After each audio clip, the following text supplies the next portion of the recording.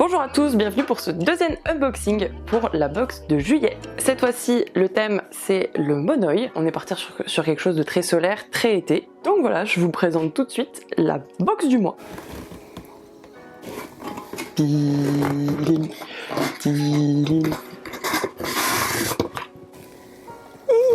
Donc voilà, la box du mois.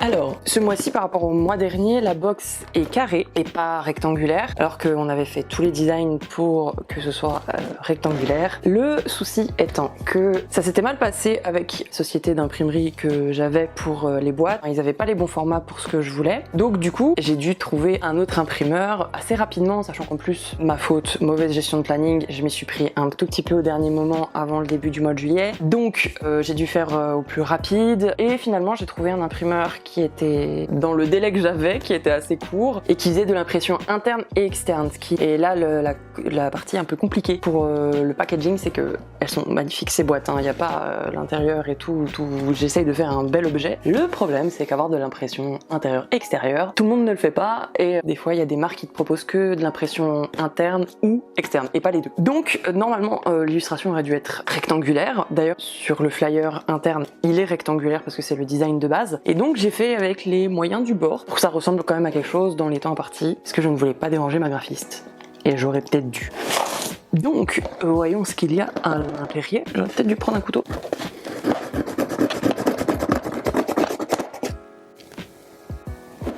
Bah ça fait un truc propre, donc j'espère qu'il n'y a rien qui va tomber. Donc voilà la box de juillet à l'intérieur.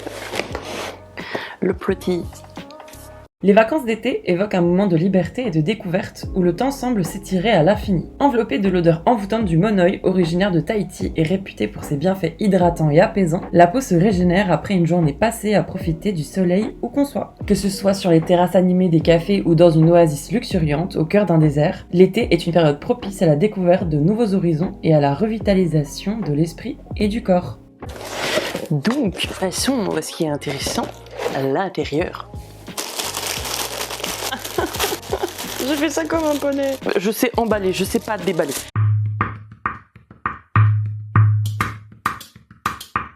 Donc on commence avec un gros sac. On commence par le premier objet, qui est l'objet avec une pierre, qui est donc un carillon de vent non musical. Un carillon orné d'une olide bleue apporte une sensation de calme et de sérénité à tout espace. L'olide bleue, reconnue pour ses propriétés apaisantes, favorise la stabilité intérieure, aidant à dissiper le stress et les pensées négatives. Lorsqu'il se balance doucement dans la brise, le carillon invite à l'introspection et à l'intériorisation. Ces vibrations harmonieuses combinées aux vertus de l'olide bleue créent un environnement propice à la médiation et à la relaxation profonde. Donc vous voyez l'olide bleue qui pendouille. Et là, vous pouvez voir une petite fleur. Le modèle que j'avais, c'était une fleur de lotus. Et là, pour être sur le thème du monoeil, je suis partie sur un côté un peu fleur de tiare.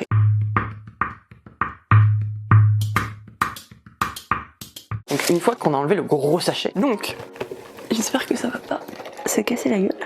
Ouais, c'est posé comme ça s'est cassé la gueule. Super. Vous avez donc les 4 autres produits. On enlève tout de suite le produit mystère, parce que faut acheter la boîte pour avoir le produit mystère, voilà. Nous avons d'abord une huile protection solaire. La combinaison du monoeil, de l'huile de ricin, de l'huile de germe de blé et de l'huile essentielle d'ylang-ylang offre une synergie puissante pour la beauté et le bien-être de la peau avec une protection solaire complète. Le monoeil hydrate et apaise, l'huile de germe de blé riche en vitamines agit comme antioxydant, régénère la peau et protège des rayons du soleil, tandis que l'huile de ricin protège contre les UV et favorise la régénération cellulaire. L'ylang-ylang équilibre la production de sébum, apaise et détend. Ensemble, ces ingrédients naturels nourrissent, protègent et embellissent la peau, offrant une sensation de bien-être global, rendant le bain de soleil agréable. Donc fait à base de macérat de monoeil, parce que je sais pas si vous avez compris qu'il y avait un thème. D'huile de germe de blé, qui est une huile super dans le cadre d'une protection solaire, et de l'huile de ricin. L'huile de ricin, c'est surtout très nourrissant pour la peau, histoire que l'huile la dessèche pas. Ce qu'il faut savoir sur cette huile, c'est que c'est pas un indice 50, clairement pas. C'est plutôt un indice entre 10 et 20, donc à remettre toutes les 10 ou 20 minutes. Pour moi, c'est un complément d'une grosse protection solaire. En gros, vous tartinez pas avec pour lézarder au soleil, mais pour juste sortir en ville, là où il y a un peu d'ombre et tout ça, pour au moins avoir une protection au minimum en fait contre la pollution. Donc tout ce qui est crème solaire et huile solaire protège la peau de la pollution. Sinon niveau couleur et texture, c'est une huile. Elle est un peu un peu teinté jaune, mais ça c'est à cause de l'huile de germe de blé. Voilà, donc même si c'est coloré, ça ne teinte pas la peau. Ouais, ça sent hyper bon le Monoeil en plus.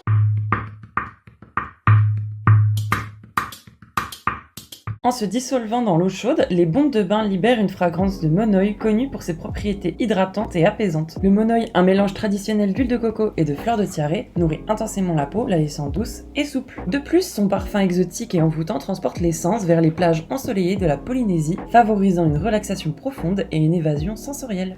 Ensuite, nous avons un très beau, et j'en suis très fière, donc le produit bain de ce mois-ci. C'est du sable de bain. C'est comme une bombe de bain, sauf que là c'est du sable tout bêtement. Est-ce que ça va bien se déverser? Voilà, pour ceux qui voient, c'est du sable. Et donc, pourquoi ce petit contenant? Je cherchais un contenant un peu fiole au départ pour le sable de bain. Et finalement, je suis tombée là-dessus. Et je me suis dit que c'était tellement une bouteille de rhum que je pouvais pas passer à côté. Parce que voilà, qui dit rhum, qui dit pirate, qui dit Caraïbes, qui dit Caraïbes, dit... Non, pas du tout, c'est pas du tout dans ce coin-là, les Polynésies. Enfin bref, ça disait pirate, et donc allez-y, c'est raccourci, mais c'est efficace.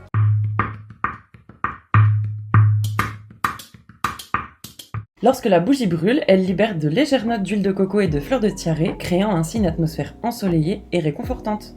Donc le dernier objet de la boîte, c'est la famoso bougie. J'espère que je vais pas trop l'ouvrir comme un poney. Oh, ça part bien. Ça part bien. C'est un échec.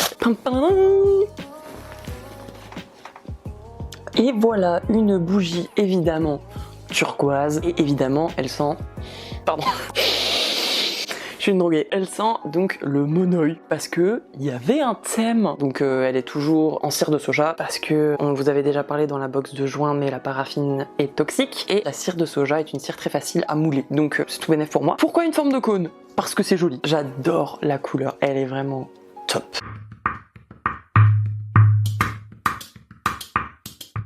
C'est ce qui conclut du coup notre unboxing. La box de juillet est encore disponible jusqu'au 31 juillet. Rappelez-vous que en ce moment c'est les soldes d'été et donc il y a moins 15% sur toutes les commandes. Donc je vous retrouve très bientôt pour le 3e épisode des unboxings dans un mois pour la box du mois d'août. Bisous!